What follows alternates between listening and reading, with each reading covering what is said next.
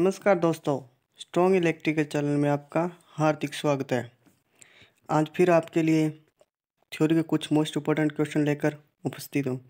Channel पर पहली बार जुड़े हैं तो चैनल को सब्सक्राइब कर दें और वीडियो अच्छी लगे तो प्लीज़ लाइक कर दें। तो चलते हैं पहले क्वेश्चन की तरफ। पहला क्वेश्चन क्या कह रहा है? पहला क्वेश्चन कह रहा है, एक परिपथ के निम्नलिखित गुणों में से कौन सा परिपथ के वोल्टेज में परिवर्तन का विरोध करता है। ये पूछ रहा है वोल्टेज में परिवर्तन होने का जो विरोध करता है उसको क्या कहते हैं। तो वोल्टेज परिवर्तन को क्या क्या कहते हैं अपन को सभी को पता है, धारिता बोलते हैं उसको। ठीक है, अगर दोस्तों यहाँ वोल्टेज की जगह यहाँ पे अपने को पूछ लेता धारा, करंट के मान में होने वाले परिवर्तन का विरोध कौन करता है, तो उस समय अपना उत्तर हो जाता इंडक्टेंस। ठीक है दोस्तों, इस समय इस राइट आंसर क्या होगा? धारिता। चलो चलते हैं अगले क्वेश्चन की तरफ। अगला क्वेश्चन क्या कह रहा है? अगर एक ट्यूबलाइट में चौक नहीं लगाया जाए तो वह, पहला ऑप्शन है नहीं जलेगी, दूसरा ऑप्शन है हमेशा जलती रहेगी, तीसरा ऑप्शन है कुछ देर रुक के जलेगी, चौथा ऑप्शन है फ्यूज हो जाएगी। तो आपको सभी को पता है कि अगर ट्यूबलाइट के अंदर चौक नहीं लगाया जाए तो यहाँ जल जाएगी, फ्यूज हो जाती है ट्यूब। ठीक है, इसका कारण क्या होता है? इसका कारण उच्च धारा चलेगी और निम्न शक्ति गुणांक के कारण वह ट्यूबलाइट होती है वो फ्यूज हो जाती है। ठीक है दोस्तों, नेक्स्ट क्वेश्चन की तरफ बढ़ते हैं। नेक्स्ट क्वेश्चन क्या कह रहा है? निम्न में से ओम किसकी इकाई है? ठीक है दोस्तों, ओम किसकी इकाई है?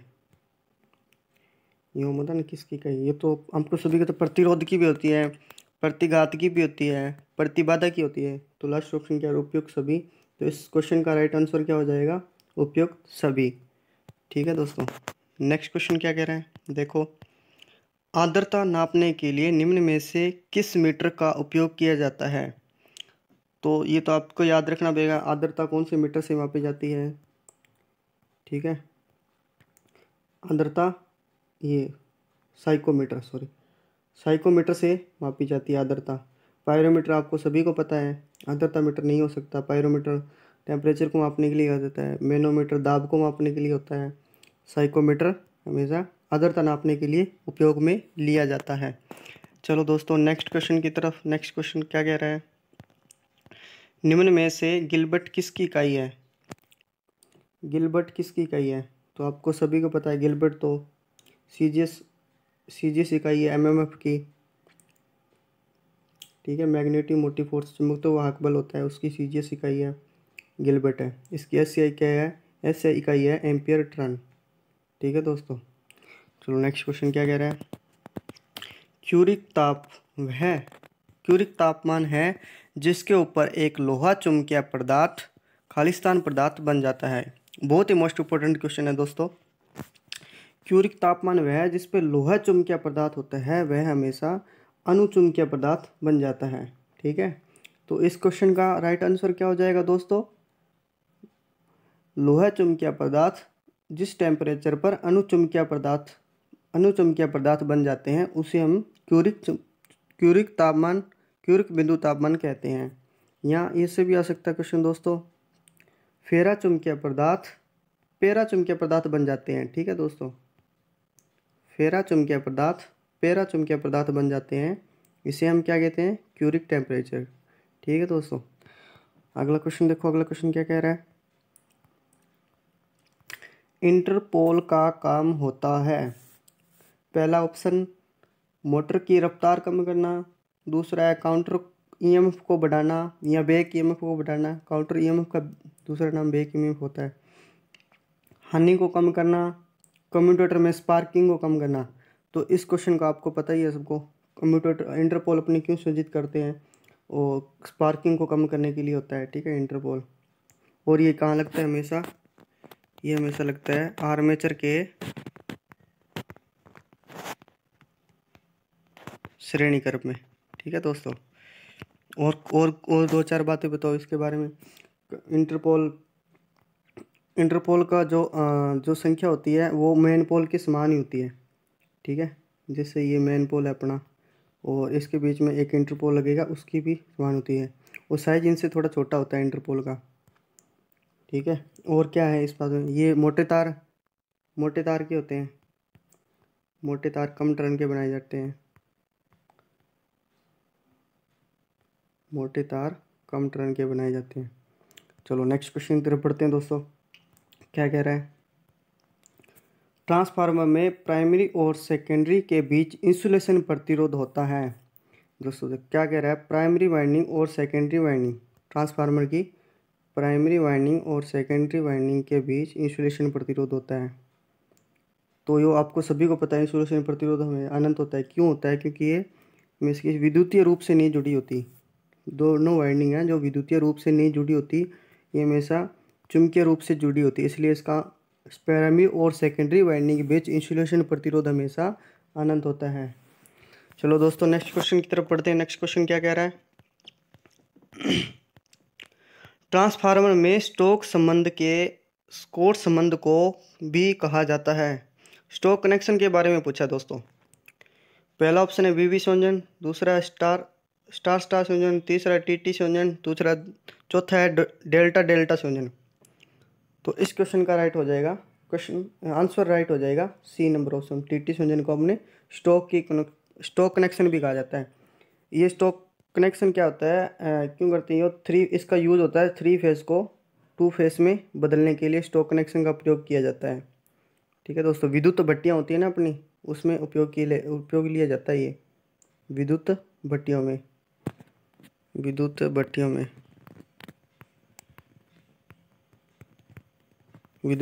में, ठीक है। और इसमें आपको बता दें, इसमें 2 ट्रांसफार्मर लगते हैं स्टोक संबंध में। एक पहला होता है मेन ट्रांसफार्मर, दूसरा होता है टीजर ट्रांसफार्मर। नेक्स्ट क्वेश्चन तरफ बढ़ते हैं। नेक्स्ट क्वेश्चन क्या कह रहा है, देखो, सुरंग ट्रांसफार्मर में कौन से तेल का उपयोग किया जाता है। बहुत ही मोस्ट इंपॉर्टेंट क्वेश्चन है दोस्तों आज के लिए। सुरंग के अंदर जो ट्रांसफार्मर लगे होते हैं उसके अंदर कौन सा तेल डाला जाता है, उसके अंदर सिंथेटिक ऑयल का उपयोग किया जाता है। ठीक है, हमेशा तो याद रखना, खनिज तेल नहीं होगा सुरंग तेल के अंदर, सिंथेटिक ऑयल का उपयोग किया जाता है। और इसका जो तेल का फ्लैशिंग पॉइंट होता है वो होता है 140 डिग्री सेंटीग्रेड। ठीक है दोस्तों, और आपको पता ही है ये तो तेल का क्या कार्य है, तेल एक ट्रांसफार्मर को ठंडा रखने का काम करता है, एक क्या करता है, विद्युत रोधन इंसुलेशन का काम करता है, विद्युत शॉर्ट नहीं होने देता ट्रांसफार्मर को।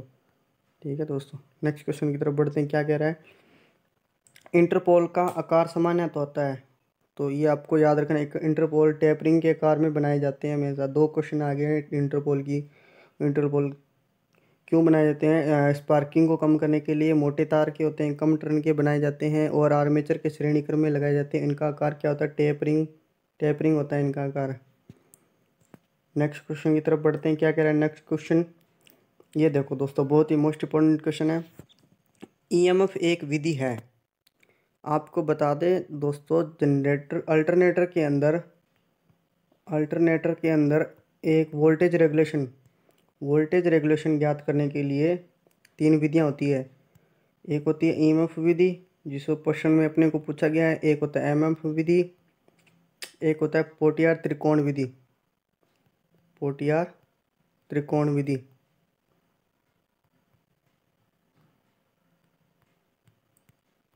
तो ये ईएमएफ विधि है, ये क्या है, एक निराशावादी विधि है।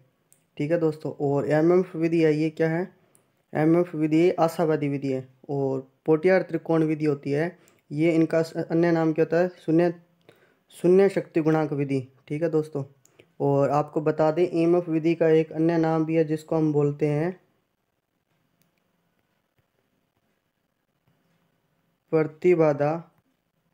प्रतिबाधा विधि। चलो दोस्तों नेक्स्ट क्वेश्चन क्या कह रहा है, चलते हैं। क्वेश्चन नंबर 13 कह रहा है, जब रोटर की गति तुल्यकालिक गति के समान हो तो उस समय स्लिप का मान पूछ रहा है अपने से। तो उस समय स्लिप का मान, जब रोटर की गति तुल्यकालिक गति के बराबर हो जाए उस समय स्लिप का मान हमेशा शून्य होता है। ठीक है दोस्तों, ये आपको याद रखना पड़ेगा। और आपको बता दें, एन एस सिंक्रोनस गति होती है वो हमेशा ज़्यादा होती है रोटर गति से। ठीक है दोस्तों, और चलते हैं नेक्स्ट क्वेश्चन की तरफ। क्या कह रहा है नेक्स्ट क्वेश्चन? कह रहा है सिलिकॉन स्टील का हिस्टेरेसिस संतृप्त बिंदु है। तो आपको बता दें सिलिकॉन स्टील का हिस्टेरेसिस संतृप्त बिंदु क्या है? 10.01 ये है सिलिकॉन का, आपको बता दें। और क्वेश्चन नंबर 1 राइट आंसर हो जाएगा इसका। और ये है अपना किसका, 1 मिनट रुको, ये है हाई कार्बन स्टील का। किसका है? High carbon steel. और ये माइल्ड स्टील। और ये है अपनी एनिल्ड स्टील। एनिल्ड स्टील ये हिस्टेरिस संतृप्त सेचुरेशन पॉइंट है। ठीक है, और इस क्वेश्चन का राइट आंसर क्या हो जाएगा दोस्तों? सिलिकॉन को पूछा है तो सिलिकॉन स्टील का कितना होता है 0.10। ठीक है दोस्तों, बढ़ते हैं नेक्स्ट क्वेश्चन की तरफ। क्या कह रहा है पूछ रहे हैं चुंबकीय अभिवाय का विमीय सूत्र है। चुंबकीय अभिवाय का विमीय सूत्र है, तो ये आपको याद रखने का दोस्तों, याद रखना पड़ेगा। चुंबकीय अभिवाह मतलब फ्लक्स के बारे में पूछ रहा है। चुंबकीय फ्लक्स अभिवाह को बोला जाता है फ्लक्स, अन्य भाषा में MLTA। इसका यहाँ पे 2 लग जाएगा और यहाँ पे भी 2 लग जाएगा। ठीक है, इसका राइट आंसर क्या होगा? C नंबर राइट आंसर हो जाएगा। चलो दोस्तों नेक्स्ट क्वेश्चन की तरफ बढ़ते हैं। क्या कह रहे हैं अगला क्वेश्चन? कह रहा है लोहे पर जस्ते की परत चढ़ाने की प्रक्रिया खालिस्तान कहलाती है। पूछ रहा है लोहे पर जस्ते की परत चढ़ाना। एक अपने पास होता है, एक होता है अपने पास जस्ते पर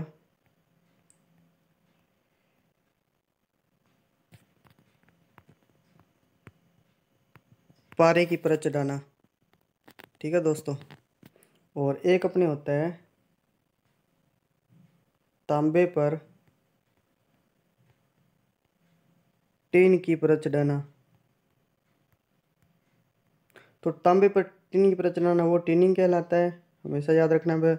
लोहे पर जस्ते की परत चढ़ाना गैल्वेनाइजेशन कहलाता है, और जस्ते पर पारे की परत चढ़ाना अमलगमेशन कहलाता है। और जस्ते की परत चढ़ाने जस्ते पर पारे की परत क्यों चढ़ाई जाती है आपको सभी पता है। सरल वोल्टाइक सेल के अंदर एक दोष आता है जिसको अपने स्थानीय क्रिया दोष के नाम से जानते हैं। उसको दूर करने के लिए क्या किया जाता है? जस्ते पर पारे की परत चढ़ाई जाती है जिसको अमलगमेशन कहा जाता है। ठीक है, अब इस क्वेश्चन का राइट आंसर क्या हो जाएगा दोस्तों? लोहे पर जस्ते की परत चढ़ाना, लोहे पर जस्ते की परत चढ़ाना क्या गैल्वेनाइजेशन कहलाता है। बहुत ही अच्छा क्वेश्चन बनता है। इस क्वेश्चन में 3 क्वेश्चन हो गए आपके। ठीक है दोस्तों, नेक्स्ट क्वेश्चन की तरफ बढ़ते हैं। एक चालक की मोटाई खालिस्तान पर निर्भर करती है। ये पूछ रहा है अपने जो चालक की मोटाई होती है। ठीक है, वो जैसे ये चालक हो गया और ये इतना बड़ा चालक, इसकी मोटाई किस पे निर्भर करती है? हमेशा धारा वहन क्षमता पर चालक की मोटाई निर्भर करती है। अगर ये पूछ ले अपने यहाँ अगर ये पूछ ले चालक की मोटाई की जगह ये पूछ ले अपने को इंसुलेशन की मोटाई जो होती है, इंसुलेशन कितना मोटा लगेगा, इंसुलेशन की मोटाई किस पे निर्भर करती है? तो उस टाइम इस क्वेश्चन का आंसर क्या हो जाएगा? वोल्टेज। ठीक है, वोल्टेज हो जाएगा। अब इस क्वेश्चन का राइट आंसर क्या हो जाएगा? धारा। ठीक है दोस्तों, चालक की मोटाई धारा वहन क्षमता पर निर्भर करती है हमेशा। और नेक्स्ट क्वेश्चन तरफ बढ़ते हैं। नेक्स्ट क्वेश्चन क्या कह रहा है? ये आ गया दोस्तों जो अपने मैंने बताया था, PTC, NTC और ZTC। देखते हैं। अब ये पूछ रहा है इलेक्ट्रोलाइट में निम्न में से कौन से गुण विद्यमान होता है? इलेक्ट्रोलाइट जो बैटरी का तेजाब होता है उसमें कौन सा गुण विद्यमान होता है? तो पहले तो इस क्वेश्चन का आपको राइट आंसर बता दूं, इलेक्ट्रोलाइट के अंदर NTC का गुण विद्यमान होता है। अब ये होते क्या है? PTC, NTC और ZTC। तो इनके बारे में देख लेते हैं थोड़ा। पहले लिख देते हैं PTC। ठीक है दोस्तों, सेकंड लिख देते हैं NTC और थर्ड लिख देते हैं ZTC। अरे ये चल कोई बात नहीं, पीटीसी। ठीक है दोस्तों, पीटीसी वे होते हैं जिसका टेम्परेचर बढ़ने पर रेजिस्टेंस का मान बढ़ता है, ठीक है, और चालकता का मान घटता है। ठीक है, वो पीटीसी कहलाते हैं। कौन से होते हैं? जिसका टेम्परेचर बढ़ने पर रेजिस्टेंस का मान बढ़ा और चालकता का मान घटा, ठीक है, पीटीसी कहलाते हैं। पीटीसी के एग्जाम्पल बता देता हूँ अपने को। पीटीसी के एग्जाम्पल जैसे चालक, सभी चालक, जितने भी अपनी चालक हैं सभी चालक, और सभी धातुएं होगी, ठीक है, प्लस में सेंसीटर होता है ना जो अपना, वो भी पीटीसी के अंदर ही आता है। ठीक है दोस्तों, अब आपको एनटीसी के एग्जांपल बता देता हूँ मैं आपको। एनटीसी क्या होता है? एनटीसी एक तो अपना इलेक्ट्रोलाइट, ये भी एनटीसी होता है। एनटीसी क्या होता है? जिसका मान जैसे टेम्परेचर बढ़ा और रेजिस्टेंस का मान, जैसे जैसे टेम्परेचर बढ़ा रेजिस्टेंस का मान घटता गया और चालकता का मान बढ़ता गया, इसी गुण को एनटीसी के नाम से जाना जाता है। क्या है? एनटीसी ऋणात्मक ताप गुणांक होता है, ये नेगेटिव टेम्परेचर कॉन्फिडेंस। ठीक है, ऋणात्मक ताप गुणांक। और पीटीसी क्या होता है? धनात्मक ताप गुणांक, पॉजिटिव टेम्परेचर कोफिशिएंस। ठीक है दोस्तों, और एनटीसी के आपको बता देता हूँ, जो नेगेटिव टेम्परेचर कॉन्फिडेंस होता है, ऋणात्मक ताप गुणांक होता है, उसके एग्जांपल बता दूँ। एक तो इलेक्ट्रोलाइट हो गया, दूसरा अपने को एलडीआर लाइट डिपेंडेंट रजिस्टर हो गया, वीडीआर हो गया वोल्टेज डिपेंडेंट रजिस्टर हो गया। ठीक है, और कार्बन ब्रश लगते हैं जो अपने डिश जनरेटर के अंदर लगते हैं, कार्बन ब्रश, उसका भी एनटीसी होता है। ठीक है, एनटीसी का गुण विद्यमान होता है। और दोस्तों बहुत सारे ऐसे आते हैं जिसके अब बात करते हैं अपनी को जेडटीसी की। ठीक है, जेडटीसी क्या होता है? जेडटीसी जिसका तापमान पर कोई प्रभाव नहीं पड़ता, ठीक है, टेम्परेचर पर रेजिस्टेंस का कोई प्रभाव नहीं पड़ता, उसे जेडटीसी का। इसके में अंदर ओनली दो धातुएं आती है जेडटीसी के अंदर। ठीक है दोस्तों, दो धातु, वो कौन सी है? मैग्नीन और प्लस में यूरेका, ये इसके अंदर आती है। ये ऐसी दो धातु हैं जिसके अंदर कोई भी टेम्परेचर पर रेजिस्टेंस का मान कोई भी मतलब निर्भर नहीं करता। ठीक है दोस्तों, ये तो इस क्वेश्चन का राइट आंसर इलेक्ट्रोलाइट जो बैटरी के अंदर तेजाब हो जाए वो हमेशा एनटीसी प्रकार का होता है। तो चलते हैं दोस्तों नेक्स्ट क्वेश्चन की तरफ। और इस क्वेश्चन का तो आपको क्या बताएं, सभी राइट आंसर हो जाएगा, सही सभी जानते हैं। ठीक है दोस्तों, और नेक्स्ट क्वेश्चन की तरफ बढ़ते हैं। क्या कह रहा है? बहुत ही अच्छा क्वेश्चन है। विद्युत धारा खालिस्तान है। विद्युत धारा एक अदिश राशि है या सदिश राशि है या दोनों राशि है या इनमें से कोई नहीं? आपको बता दें, पहले आपको ये मालूम होना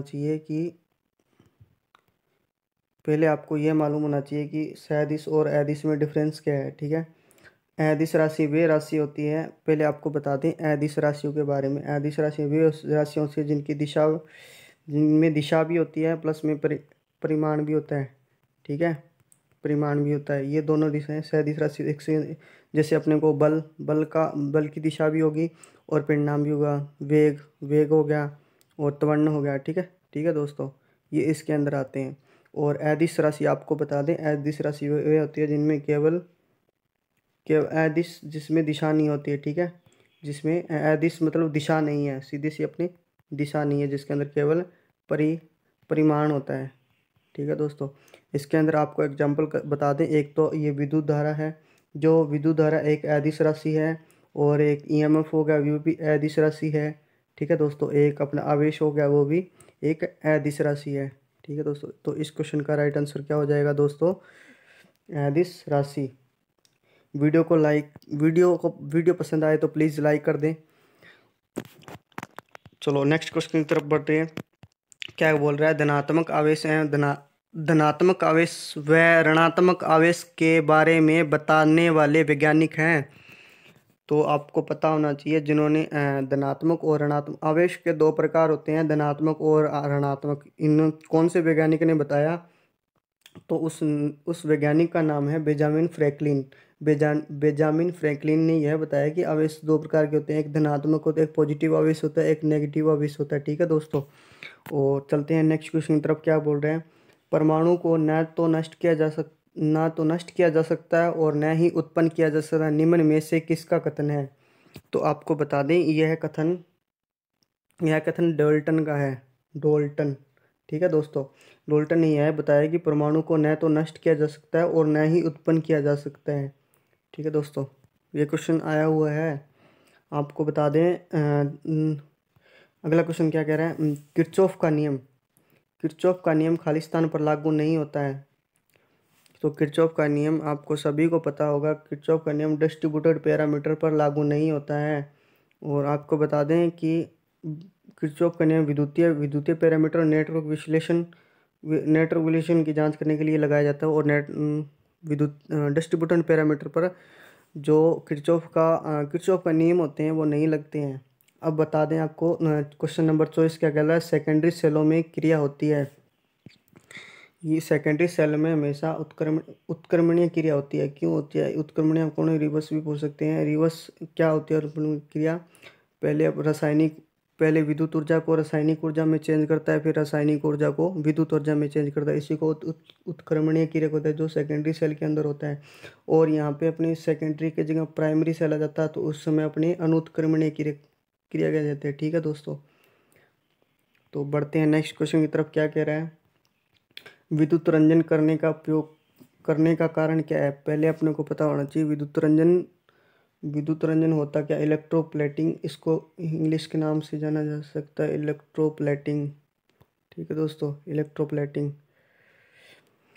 आपको बता दें ये क्या था, एक धातु के ऊपर दूसरी धातु की परत चढ़ाई जाती है। तो वो क्यों चढ़ाई जाती है। पहला ऑप्शन है आभूषणों को सुंदर व चमकीला बनाने के लिए। सेकंड है धात्विक शीट को जंगरोधी बनाने के लिए। थर्ड ऑप्शन है वातावरण के प्रभावों से मुक्त करने के लिए। सेकंड उपयुक्त सभी। तो आपको बता दें ये सभी कारण हैं जो विद्युत रंजन के कारण है। ये सभी आभूषण को सुंदर चमकीला बनाने के लिए, धात्विक शीट को जंगरोधी बनाने के लिए, वातावरण के प्रभावों से मुक्त करने के लिए भी विद्युत रंजन का उपयोग किया जाता है, इलेक्ट्रोप्लेटिंग। नेक्स्ट क्वेश्चन की तरफ बढ़ते हैं। आज का अंतिम सवाल क्या कह रहा है दोस्तों, निम्न में से एसी मोटर का आविष्कार करने वाले वैज्ञानिक का नाम क्या है। तो एसी मोटर का आविष्कार किया जिन्होंने, अपने निकोला टेस्ला के नाम से भी जाना जाता है। ये अमेरिका के रहने वाले थे। ठीक है दोस्तों, तो वीडियो कैसी लगी कमेंट करके ज़रूर बताना। और दोस्तों सपोर्ट करें प्लीज़, चैनल को सब्सक्राइब कर दें, कमेंट कर दें, लाइक कर दें और शेयर कर दें। आज के लिए इतना ही, धन्यवाद दोस्तों।